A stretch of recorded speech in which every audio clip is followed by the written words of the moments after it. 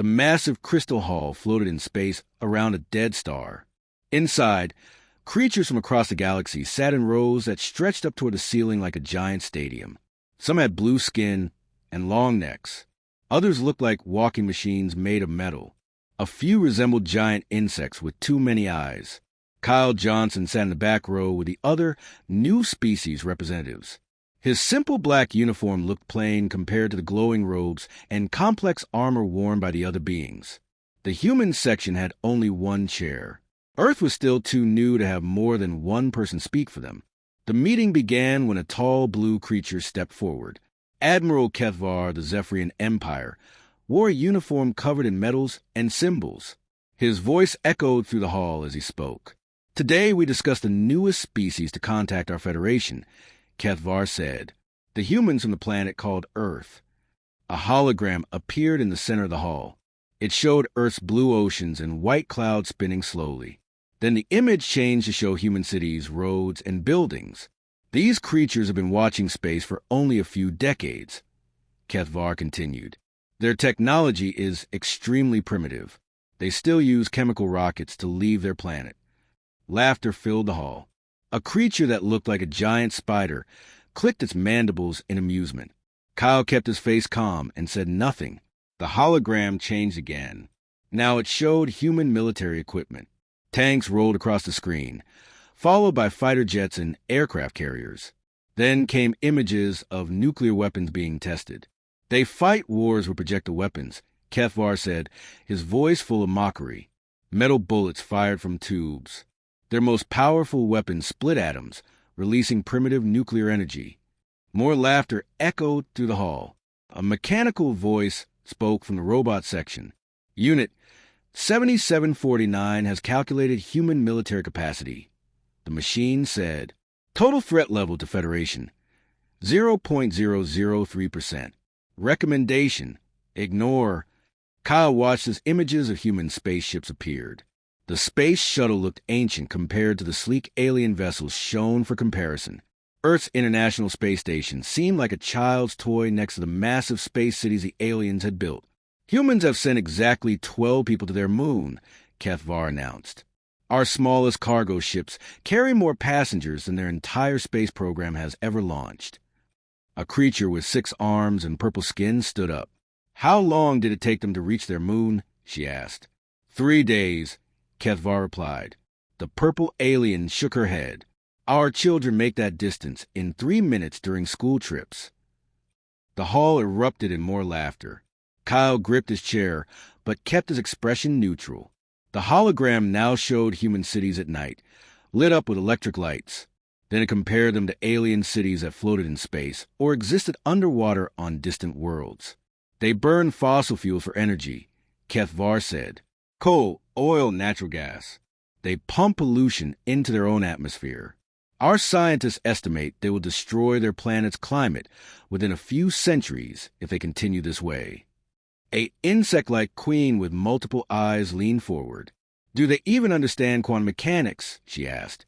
Kethvar checked his notes. "They have basic theories. No practical applications.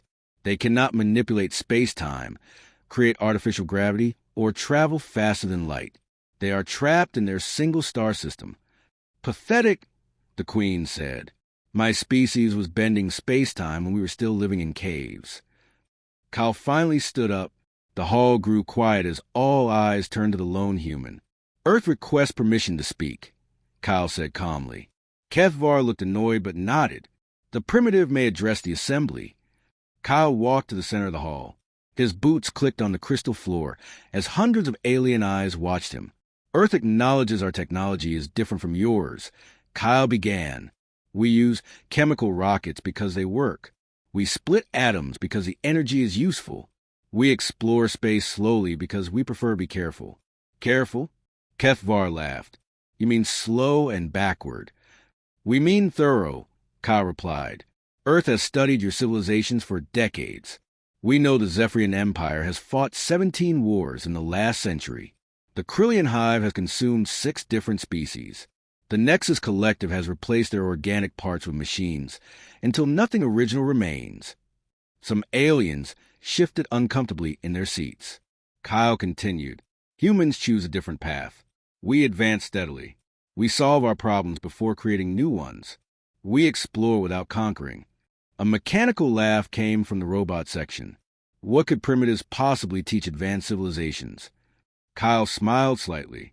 Patience, perhaps, and the wisdom to appear weak when you are strong. Several aliens looked confused by this statement.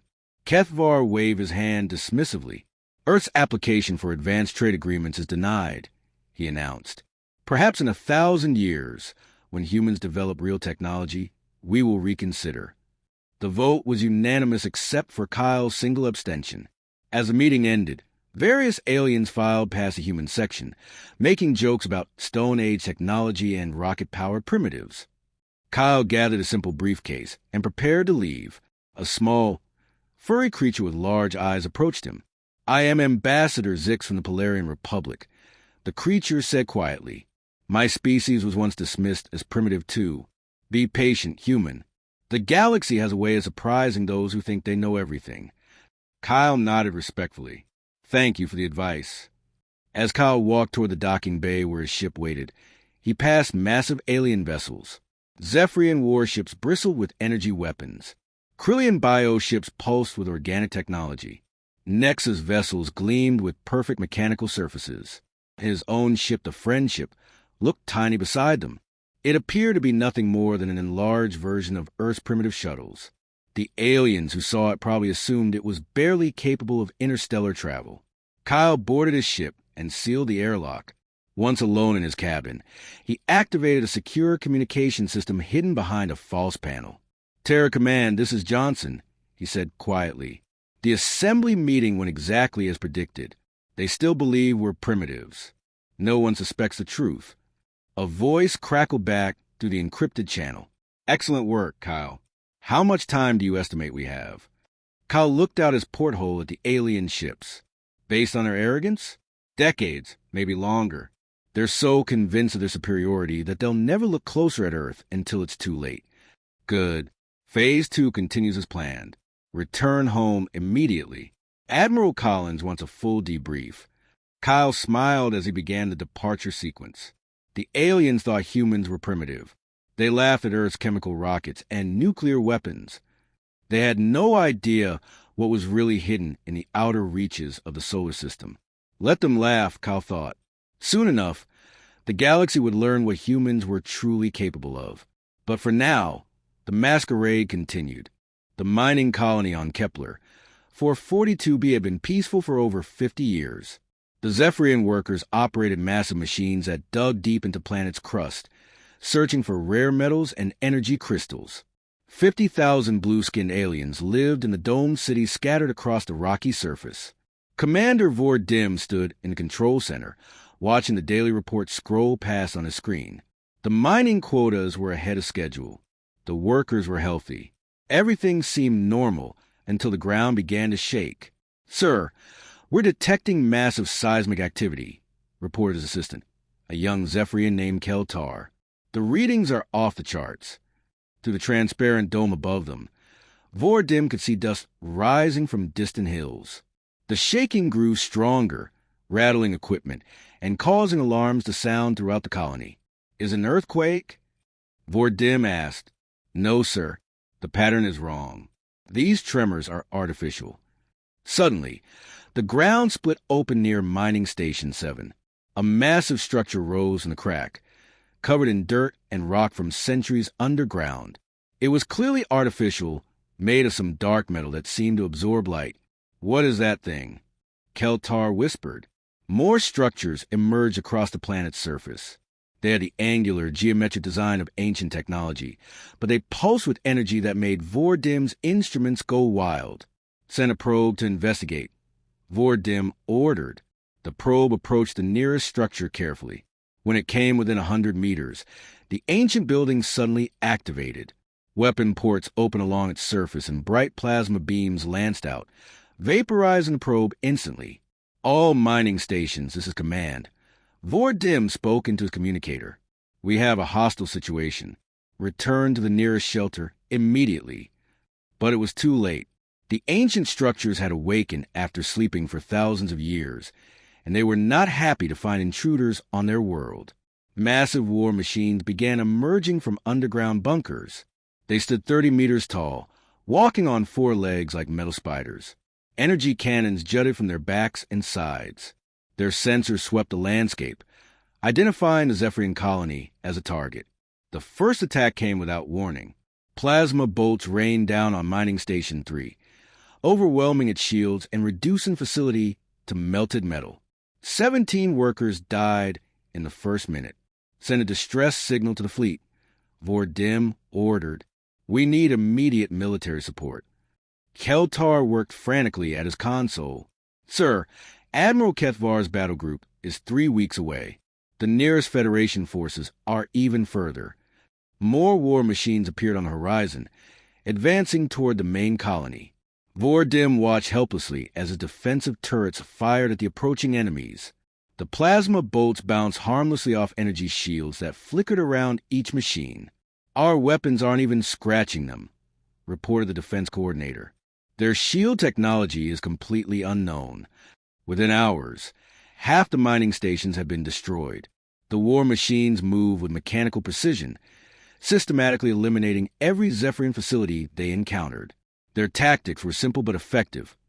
Overwhelm the shields with sustained fire, then vaporize everything inside. Vordim paced the command center as reports of casualties flooded in. 3,000 dead, 5,000 wounded. The evacuation ships couldn't launch because the ancient machines shot down anything that tried to leave the atmosphere. "Sir," Keltar called out, "I'm detecting a ship approaching the system. It's human."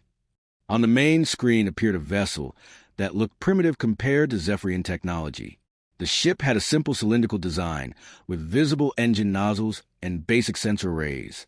Its hull was painted white with blue markings. A human ship? Vordim stared at the screen. What could those primitives possibly do to help us? The human vessel was broadcasting on standard frequencies. "This is Captain Lisa Murphy of the Earth ship New Horizon. We received your distress call. Are you in need of assistance?" Vordim hesitated. The humans had been mocked at the recent assembly meeting. Their technology was centuries behind Federation standards. But with the nearest real help weeks away and his colony dying, he had no choice. "Human vessel, this is Commander Vordim. We are under attack by ancient automated defenses. Our weapons cannot penetrate their shields. We have massive casualties and cannot evacuate." "Understood, Commander. We're moving to assist. Can you transmit tactical data about the enemy forces?" Vordim ordered his staff to send everything they had learned about the war machines. Energy readings, shield frequencies, movement patterns, weapon types. He doubted the humans could understand most of it, but he was desperate. "Captain Murphy," Vordim said, "I must warn you, these machines have destroyed our most advanced defensive systems. Your ship appears to be less equipped than ours." There was a pause before Murphy responded. "Commander, sometimes the old ways work when the new ways fail. We're going in."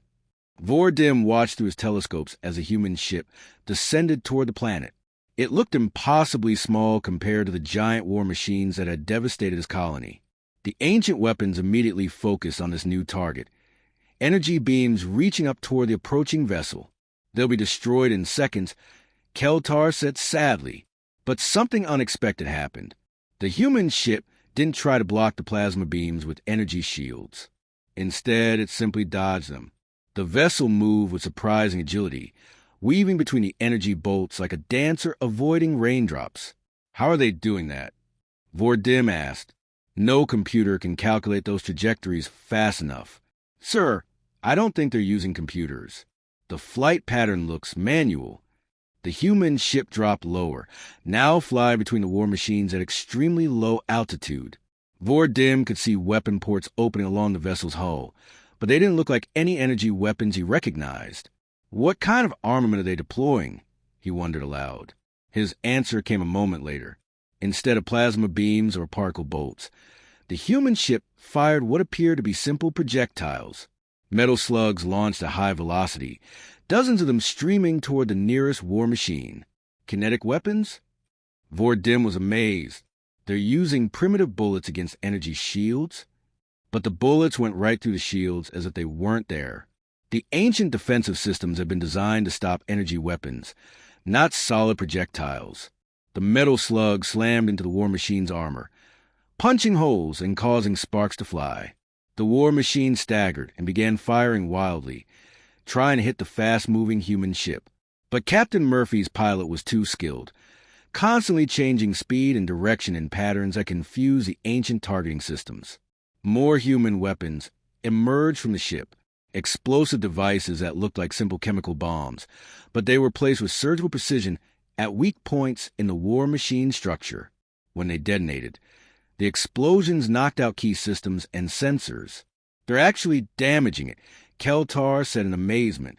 The human ship circled around for another attack run.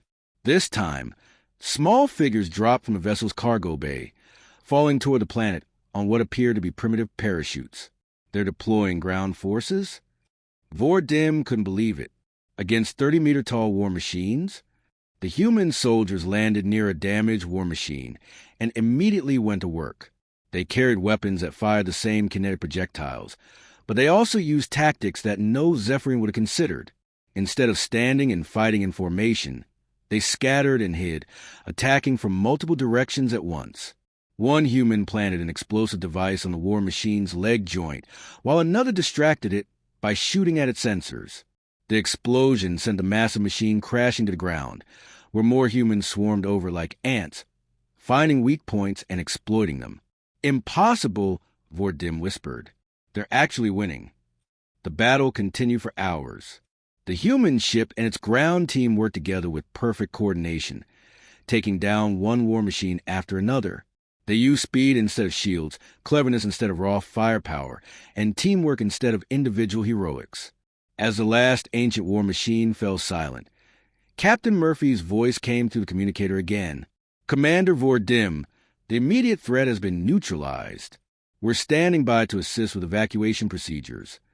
Vordim stared at the battlefield where 50 primitive humans had defeated machines that had destroyed most of his advanced colony. Everything he thought he knew about human capabilities had just been proven wrong. Captain Murphy, he said slowly, how did you do that? Sometimes the simplest solutions work best. Commander, we're preparing to return to Earth now. Our government has requested immediate recall of all human vessels. Why? What's happening? There was a long pause before Murphy answered. Something big is coming, Commander. Something that's going to make today's battle look like a small disagreement. As the human ship prepared to depart, Vordim realized he would need to revise his report to Admiral Kethvar. The humans weren't as primitive as everyone believed. The question was, what else had the galaxy gotten wrong about Earth? Captain Lisa Murphy stood on the bridge of the New Horizon, studying the tactical display. The ancient war machines had been defeated, but more were emerging from underground bunkers across the planet. The Zephyrian colony was safer now, but barely. How many more of those things are down there? Asked Lieutenant Jake Williams, her tactical officer. Sensors show at least 50 more bunkers scattered across the continent, Murphy replied. If they all activate, the colony won't survive another attack. Through the view screen, she could see the Zephyrian domed cities.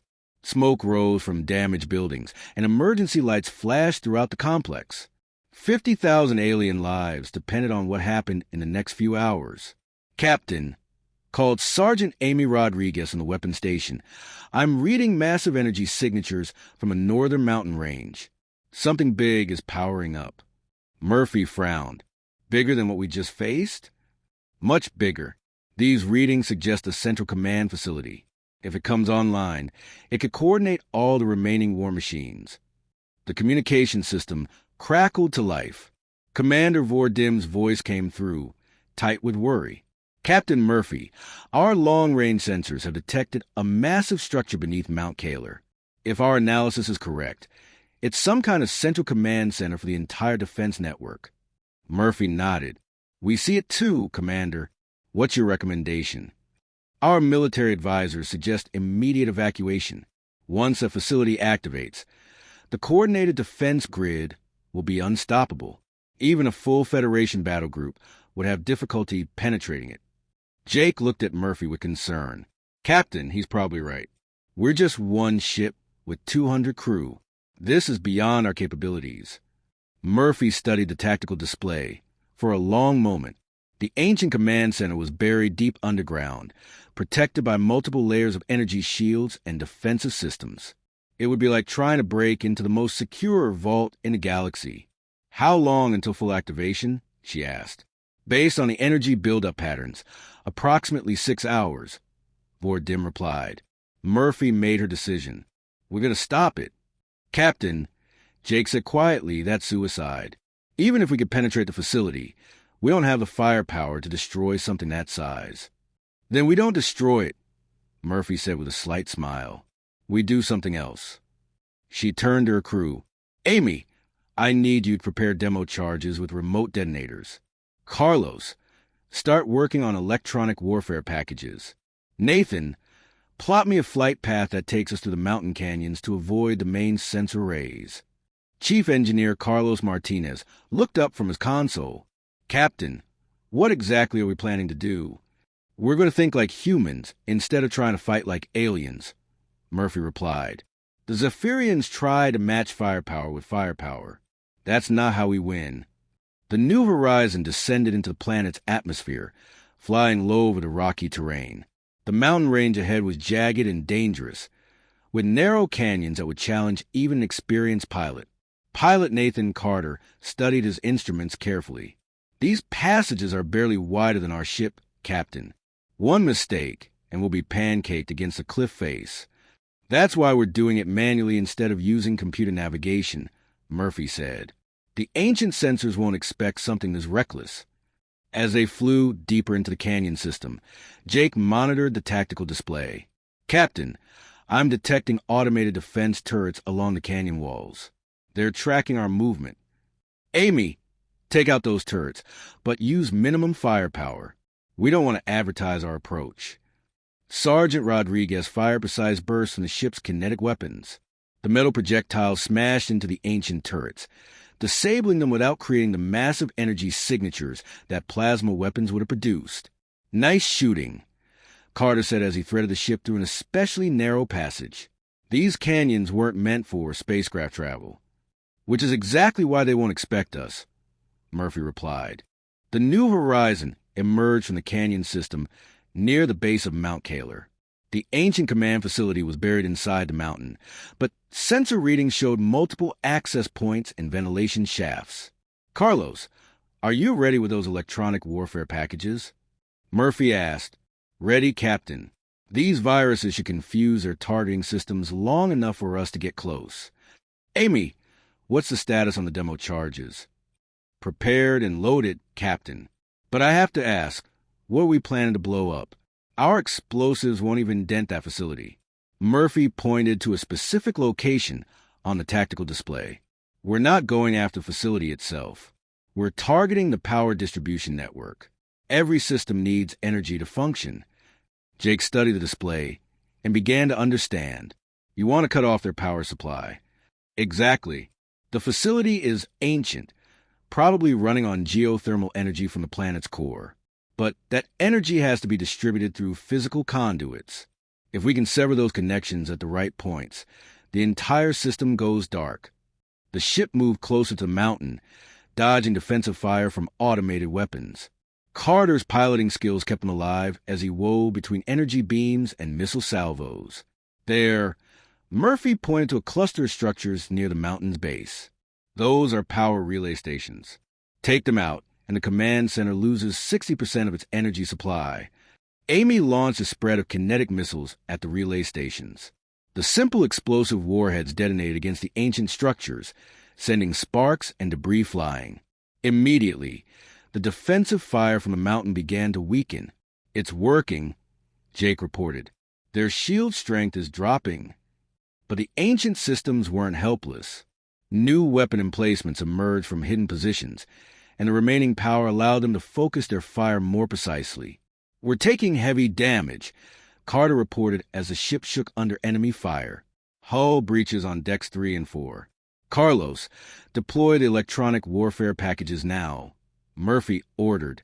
The engineer launched a cluster of small devices that spread out around the mountain, each one broadcasting jamming signals and false targeting data.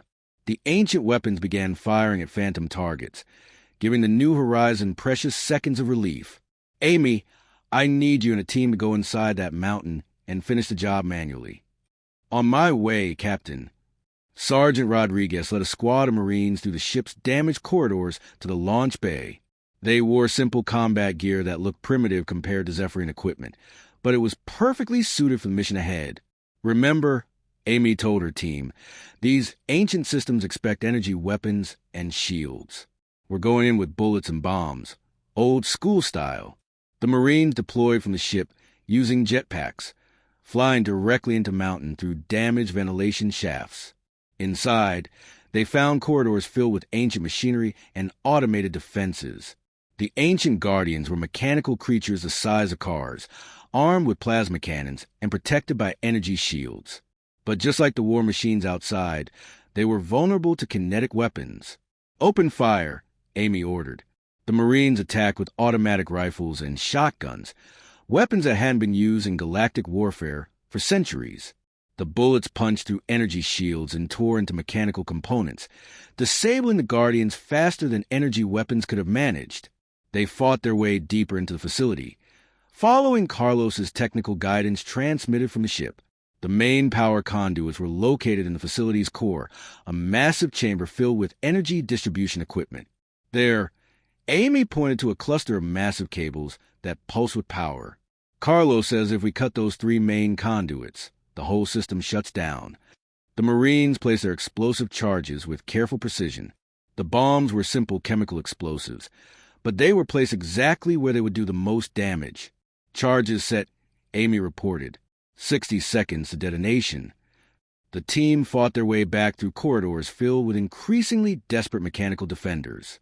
The ancient facility seemed to realize what was happening and threw everything it had at the human intruders. They reached the ventilation shaft just as the charges exploded deep inside the mountain. The entire facility shook as power conduits severed and backup systems failed. Emergency lighting flickered and died throughout the complex. On the surface, the remaining war machines suddenly stopped moving as their command signals disappeared. The massive ancient defense network had been brought down by a handful of humans with simple weapons and clever tactics. Commander Vordim watched from his command center as the threat to his colony ended. The humans had done the impossible, using methods that no advanced civilization would have considered. Captain Murphy, he said over the communicator, how did you know that would work? Murphy's reply was calm and confident. Sometimes the old ways are better. Commander, our ancestors fought wars for thousands of years before they had energy weapons and shields. We learned to hit where it hurts most. As the New Horizon prepared to depart, Vordim realized he would never again underestimate human capabilities. These weren't primitive beings stumbling through combat. They were tactical innovators who could find victory where others saw only defeat. The question now was what other surprises humanity had hidden from the galaxy's eyes. Captain Lisa Murphy stood in the shuttle bay of her ship, preparing for return to Earth.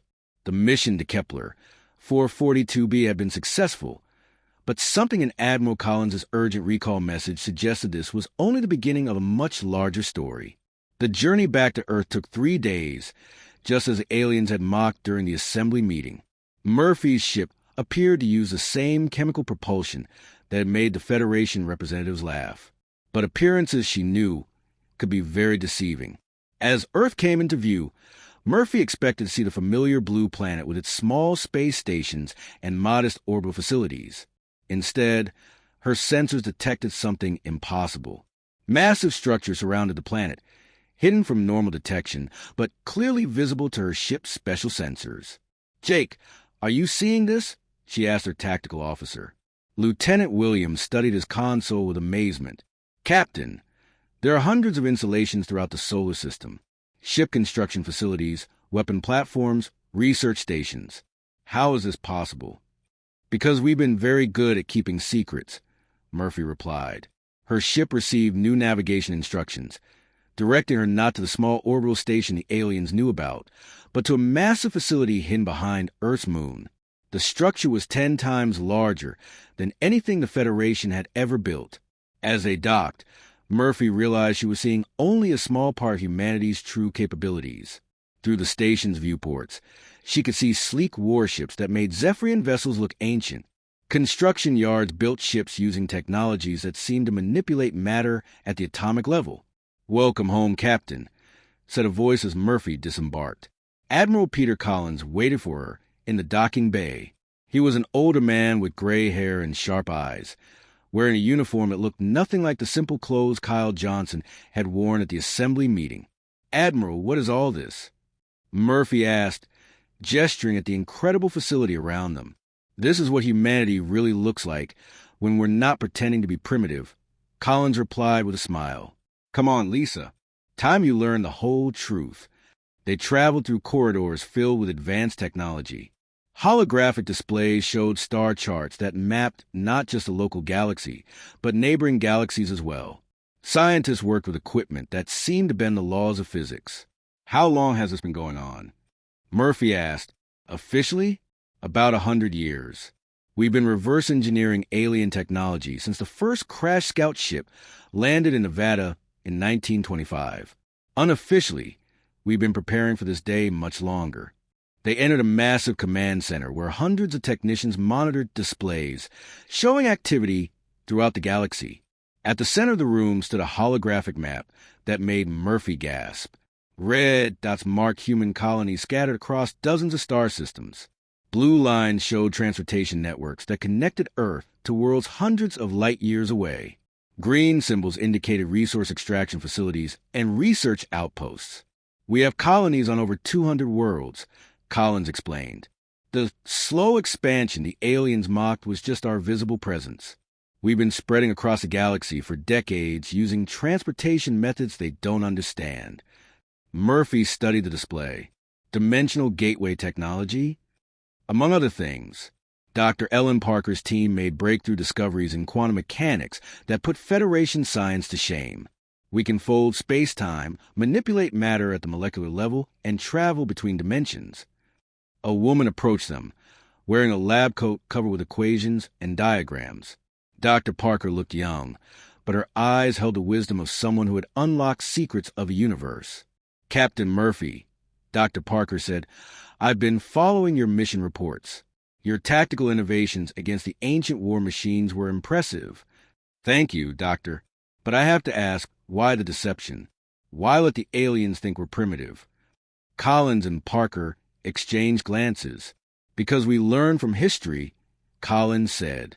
"Every time a more advanced species contacted a less advanced one, the results were rarely good for primitive society. We decided to flip that equation." Parker pulled up a new display showing comparative technology levels. While the Federation was busy being arrogant about their particle beam weapons and energy shields, we were developing reality manipulation technology. Their most advanced computers work with quantum processors. Ours manipulate the fabric of space-time itself. "The chemical rockets they mock," Collins added, "those are just for show. Our real ships use quantum drives that can travel between galaxies in hours. The nuclear weapons they laugh at, we've developed armaments that can rewrite the laws of physics in localized areas." Murphy looked around the command center again, seeing it with new understanding. So when Kyle Johnson sat in that assembly meeting and let them mock us, he was gathering intelligence while keeping our real capabilities secret. Collins confirmed. The aliens were so busy laughing at our primitive technology that they never bothered to look closer. An alarm suddenly sounded throughout the command center. Technicians began working frantically at their consoles as new displays activated across the room. "Admiral," called one of the operators, "we're receiving priority signals from our deep space monitoring stations. Something big is approaching Federation space." Collins moved to the central display, where a new star chart appeared. This one showed the galaxy from a much wider perspective, revealing space beyond the Federation's borders. "What are we looking at?" Murphy asked. "Trouble," Collins replied grimly. "Our long-range sensors have detected a massive fleet approaching from outside the galaxy.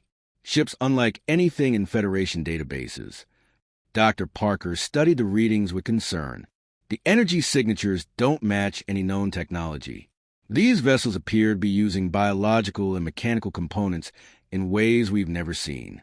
How many ships? Murphy asked. Conservative estimate? Over 10,000 vessels, some of them the size of moons, the technician reported. They're consuming everything in their path, literally devouring entire star systems for resources and energy. Collins turned to Murphy with a serious expression. Lisa, what would you say if I told you the Federation is about to face an enemy that makes those ancient war machines look like children's toys? I'd ask what we're going to do about it. That's the question, isn't it? Collins walked to another display showing Federation military positions. Their fleets are powerful by galactic standards, but completely unprepared for this kind of threat. They've grown soft, relying on technological superiority without developing real tactical thinking. Murphy understood the implications. They're going to get slaughtered. Almost certainly. And when they do, this Devourer fleet will continue consuming worlds until they've stripped the entire galaxy of resources. Dr. Parker pulled up population statistics. We're talking about trillions of lives across hundreds of worlds. The death toll will be beyond calculation. So what are our options? Murphy asked. Collins was quiet for a long moment, studying the displays that showed both the approaching threat and humanity's hidden capabilities. We could stay hidden, let the Federation fight alone, and hope the Devourers don't find Earth. But you're not going to do that, Murphy said, knowing the Admiral better than that. No, we're not. Despite their arrogance and their mockery, those Federation worlds contain billions of innocent lives. We can't stand by and watch genocide on a galactic scale. An aide approached with a message tablet. Admiral, we've received an emergency communication from the Federation Assembly. They're requesting immediate assistance from all member species, including Earth. Collins read the message and shook his head. Listen to this. Despite Earth's limited technological capabilities, any assistance would be appreciated in humanity's time of greatest need. Murphy laughed despite the serious situation. They're still talking down to us even when they're begging for help. The irony is incredible, Dr. Parker agreed. They're asking the most powerful military force in the galaxy for help, but they think they're talking to primitives who barely understand spaceflight. Collins made his decision. Send a reply to the Federation Assembly. Tell them Earth will provide assistance, but we'll do it on our terms. And Lisa? Yes, Admiral? Prepare your ship for combat operations. You're about to see what human military technology really looks like when we stop pretending to be weak. Murphy felt a surge of excitement mixed with apprehension. The masquerade was about to end. After a century of hiding their true strength, humanity was finally going to reveal what they were capable of. The question was whether the galaxy was ready for the truth about Earth's power. The first reports came in from Federation long-range scouts near the galaxy's edge. They described ships unlike anything in recorded history, vessels that seemed to be grown rather than built. The scout ship Vigilant transmitted frantic messages before its signal cut off completely. They're enormous, the pilot had reported. Each ship is the size of a small moon. They're not just destroying planets. They're eating them. The entire Kepler system is gone. Admiral Kethvar stood in the command center of his flagship, the Pride of Zephyr. Around him, holographic displays showed the approaching threat as Federation intelligence gathered more data. Each new report was worse than the last. How many ships are we facing? He asked his intelligence officer. Current count shows over 12,000 vessels, Admiral, but the number keeps growing. They appear to be building new ships from the matter they consume. Kethvar studied the tactical display with growing concern. The Federation's combined fleets total fewer than 3,000 ships. Even with superior technology, they were outnumbered 4-1 by enemies with unknown capabilities. What do we know about their weapons and defenses? Very little, sir. They don't use energy shields or particle beam weapons. Their ships seem to be biological mechanical hybrids that can adapt in real time to different threats. The communication system activated, bringing voices from across the Federation. The insect-like Krillian Queen Cheetah spoke first, her mandibles clicking with agitation. The Devourer fleet has consumed 17 star systems in the past week, she reported. My hive worlds near the galactic rim are already evacuating. The mechanical voice of Unit 7749 from a Nexus Collective added more disturbing news. Analysis indicates these entities operate on consumption-based growth patterns. They convert matter and energy directly into ship components and weapon systems. Admiral Kethvar felt a chill of fear. They're getting stronger with every world they destroy. Correct, Unit 7749 replied. At current consumption rates, they will possess overwhelming numerical superiority within 30 days. The Federation Council met an emergency session, but their debates produced no useful strategies. Some species wanted to retreat to the galaxy's core worlds and establish a defensive perimeter. Others argued for immediate attack, while the enemy was still approaching. We need to strike now, before they grow any stronger, argued General Vordim, recently promoted after his experience with the human rescue mission. Strike with what? Queen Cheetak demanded. Our scouts can't even get close enough to gather proper intelligence. Every probe we send disappears without trace. Kethvar made the decision to assemble the largest fleet in Federation history. Ships from every member species converged on the Vega system, where they would make their stand against approaching devourers. The human representative, Kyle Johnson, attended the military planning sessions but said very little. When asked about Earth's contribution, he simply stated that human forces would arrive when needed. How many ships can Earth provide? Kethvar asked. Enough, Kyle replied without elaborating. The Federation admirals exchanged glances. They expected perhaps a dozen primitive vessels at most. Earth's contribution would be symbolic rather than meaningful, but they couldn't afford to turn away any help. The battle began when the Devourer fleet emerged from hyperspace near Vega.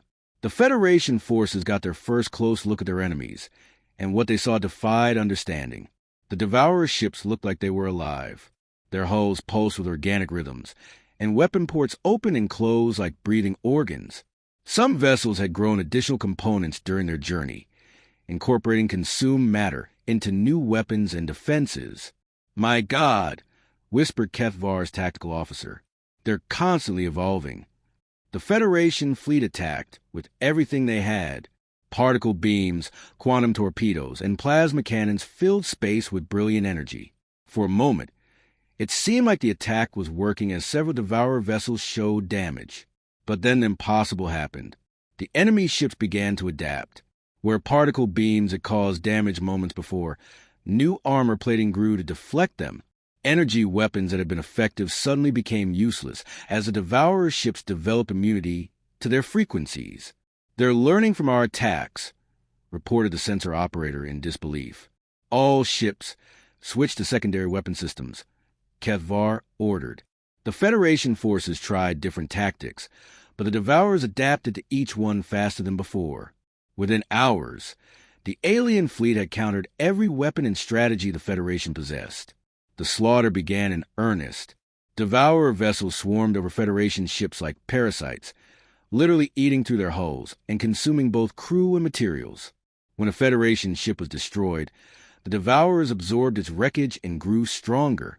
Sir, we've lost 60% of our forces, the tactical officer reported with horror. The enemy has only taken light damage, and they're still adapting. Kethvar watched helplessly as his proud fleet was systematically consumed. Ships that had taken decades to build were reduced to raw materials in minutes. Thousands of years of Federation technological advancement meant nothing against enemies that could evolve faster than weapons could be fired. All ships retreat to defensive positions around Vega Prime, he ordered. But there was nowhere to run. The Devourer ships were faster than anything in the Federation fleet, and they had adapted to become immune to every weapon system available. Queen Cheetak's voice came over the emergency channel, filled with desperation. My flagship is being boarded. They're consuming my crew alive. The ship's systems are being integrated into their biology. Unit 7749's mechanical voice added to the horror. Federation forces are no longer combat effective. Recommend immediate evacuation of all remaining personnel. The few surviving Federation ships limped away from the battlefield, pursued by Devourer vessels that had grown visibly larger during the fight. The enemy had not just won, they had become stronger by consuming their defeated opponents. In the aftermath, Kefvar found himself aboard one of the few remaining command ships, looking at tactical displays that showed the truth. The Federation's finest fleets had been reduced to scattered remnants in less than 6 hours. Admiral, his communication officer called out, "We're receiving a message from Earth." Kyle Johnson's face appeared on the screen, but this time he wasn't alone. Behind him stood other humans wearing uniforms that looked nothing like the simple clothes he had worn during previous meetings. "Admiral Kefvar," Kyle said formally, "Earth has received your distress signals. We are prepared to offer assistance." Kefvar almost laughed at the absurdity. "Mr. Johnson, with respect, we just lost 2,000 ships to these creatures. They adapt to every weapon we fire, absorb our technology, and grow stronger with each victory.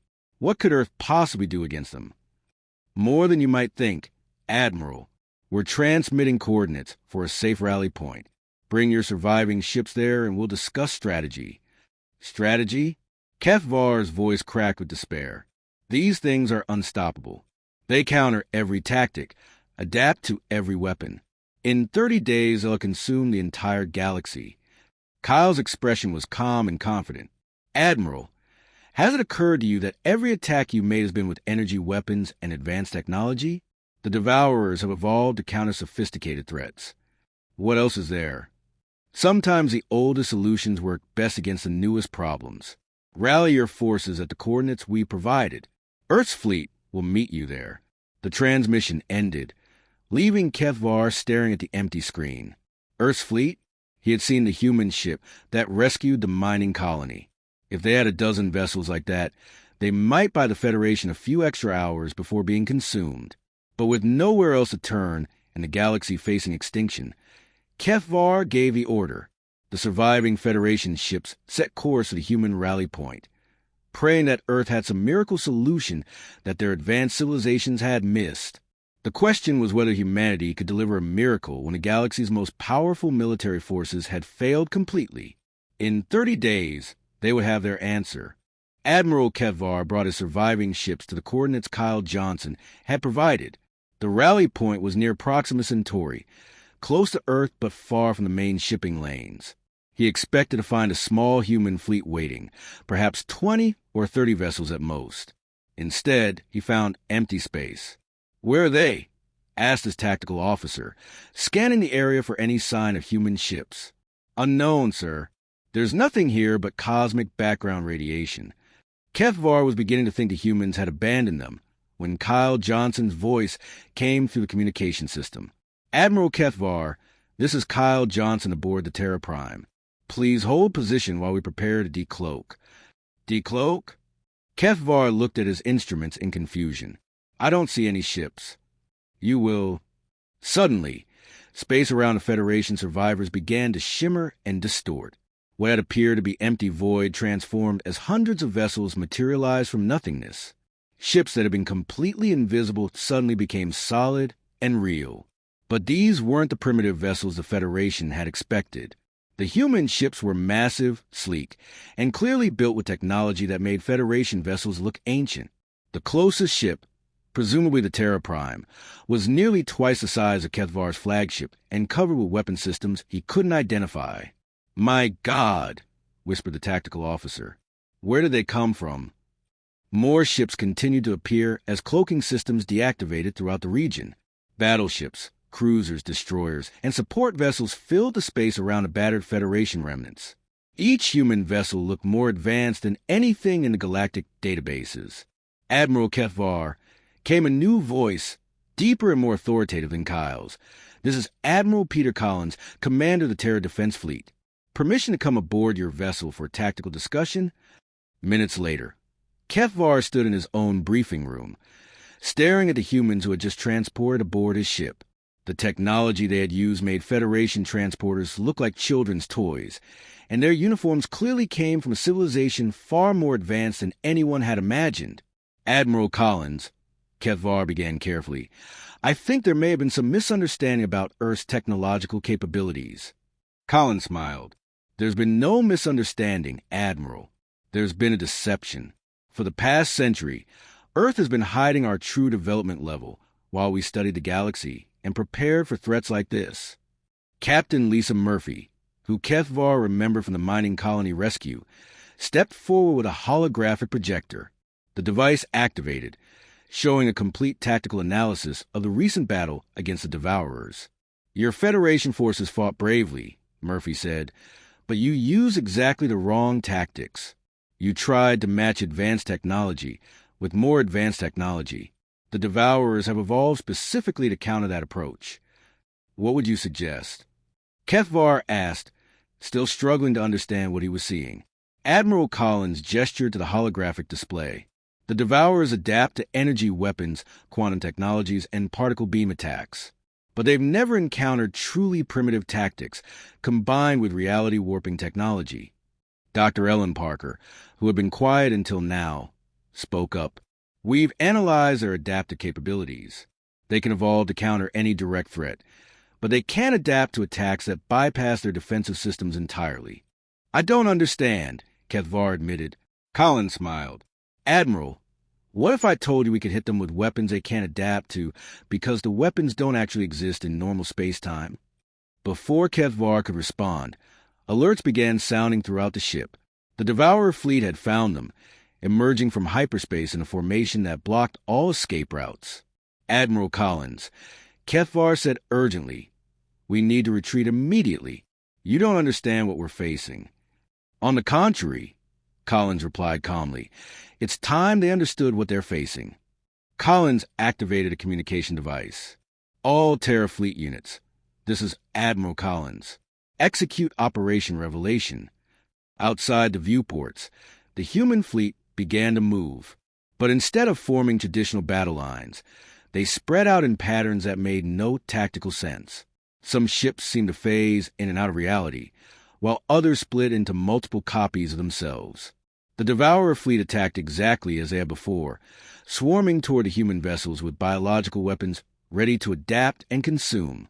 But something impossible happened. The human ships didn't fight back in any conventional sense. Instead, they began to warp reality around the Devourer vessels. Sergeant Amy Rodriguez, now commanding the assault ship Ironwill, activated weapons that existed in 4 dimensions simultaneously. The Devourers couldn't adapt to attacks that came from directions that didn't exist in normal space. Chief Engineer Carlos Martinez, aboard the ship's Stellar Forge, deployed construction nanites that rebuilt destroyed Federation vessels faster than the Devourers could consume them. The enemy's core strategy of growing stronger through consumption became useless when their targets regenerated instantly. Captain Nathan Carter piloted a fighter squadron that could be in multiple locations at once, using quantum entanglement to attack the same target from dozens of different positions simultaneously. The Devourer's adaptive systems overloaded trying to counter threats that were literally impossible. "How are they doing this?" Kethvar asked in amazement. Dr. Parker smiled. "We learned to manipulate the fundamental constants of reality itself. The Devourers can adapt to any weapon that follows the normal laws of physics. But we're not using normal physics."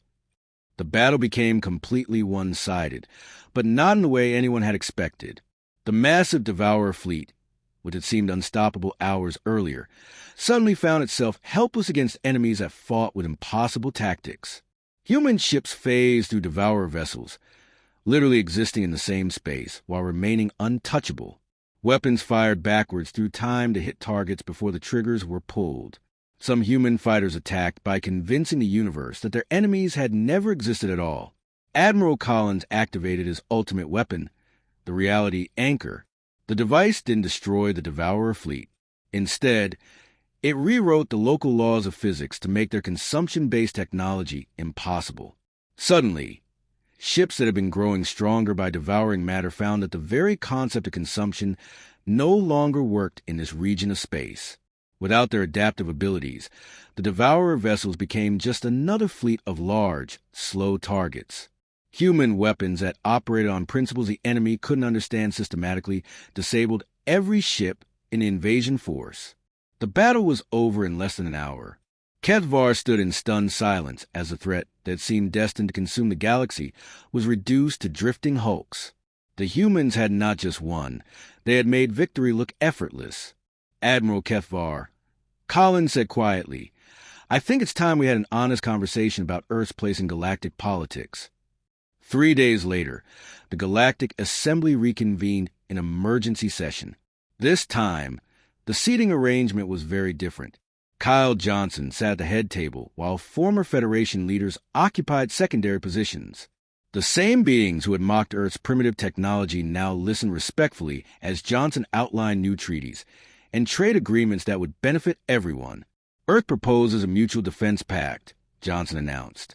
We'll share some of our defensive technologies with Federation worlds, and in return, we expect full diplomatic recognition and respect. Queen Cheetak, humbled by recent events, spoke for many when she said, "We clearly misjudge human capabilities. Your species is far more advanced than we realized." Johnson smiled. "We're different, not necessarily more advanced. We learn to develop our abilities quietly while others focus on displaying their power. Sometimes the best strategy is to appear weak when you are strong." Admiral Kethvar, attending as a military observer, still struggled to understand what he had witnessed. "Mr. Johnson, I have to ask, how long has Earth possessed these capabilities?" "Long enough to have conquered the galaxy decades ago, if that had been our goal," Johnson replied. "But we chose cooperation over conquest. We watched, we learned, and we prepared for the day when our help might be needed. Unit 7749 from the Nexus Collective processed this information with mechanical precision. Query: what are human intentions regarding galactic governance?" "Earth has no interest in ruling the galaxy," Johnson assured them. "We prefer exploration to administration. There are other galaxies to discover, other challenges to face. We'll help maintain peace here, while we pursue our real interests elsewhere." As the session ended, representatives from across the galaxy approached the human delegation with offers of friendship, trade agreements, and requests for technological assistance. The species that had once laughed at Earth's chemical rockets now competed for human attention and favor. But Kyle Johnson had one more surprise to reveal. As the assembly adjourned, he activated a holographic display showing star charts that extended far beyond the local galaxy. For those interested in real exploration, he announced, Earth's deep space fleets have already established contact with civilizations in the Andromeda galaxy. We're planning expeditions to neighboring galaxy clusters. The implications were staggering. While the Federation had been struggling to maintain control over a single galaxy, humans had already begun exploring the broader universe. Admiral Collins, watching from the observation deck, turned to Captain Murphy with satisfaction. "I think they finally understand." "Understand what, sir?" "That strength isn't about having the biggest weapons or the loudest voice. It's about knowing when to reveal your true capabilities and when to keep them hidden." Murphy nodded as she watched former Federation leaders competing for human attention. "So what's next for humanity?" Collins smiled as he looked at the star charts showing human colonies scattered across multiple galaxies. "The same thing we've always done, Lisa. We explore, we learn, and we prepare for whatever challenges we find next." The masquerade was over. Humanity had revealed their true strength to a galaxy that had underestimated them. But as the other species were learning, being the strongest didn't mean being the cruelest. Sometimes the greatest power was knowing when not to use it. The galaxy would never again make the mistake of mocking Earth's strength.